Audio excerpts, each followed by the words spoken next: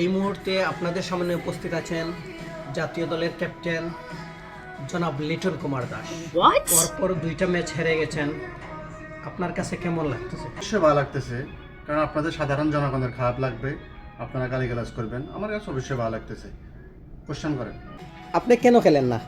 আমার পেটে ব্যথা আসছিল, আমি কতক্ষণ পর পর টয়লেটে যাইতে হয়, এই জন্য আমি খেলি নাই।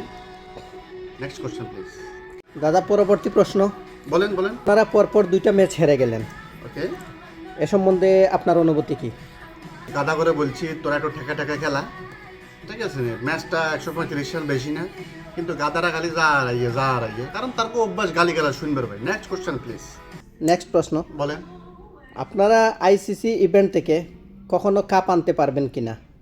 শুনেন, আমাদের টার্গেট হচ্ছে আমাদের নেক্সট ওয়ার্ল্ড কাপ। আপনাদেরকে আমাদের পাপন স্যারে বারবার বলছে আমাদের টার্গেট হচ্ছে নেক্সট ওয়ার্ল্ড কাপ।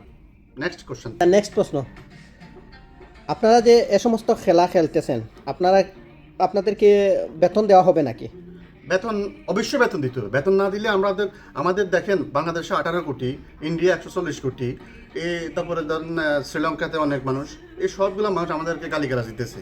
যদি অ্যাটলিস্ট যদি আমরা বেতন না পাই, তো আমাদের পরিবারটা কেমনে চলবো? কারণ গালিগালাজ শুনতে শুনতে আমাকে অভ্যাস হয়ে গেছে, কিন্তু আমাকে বেতন লাগবে, বেতন ছাড়া হইতো না ভাই।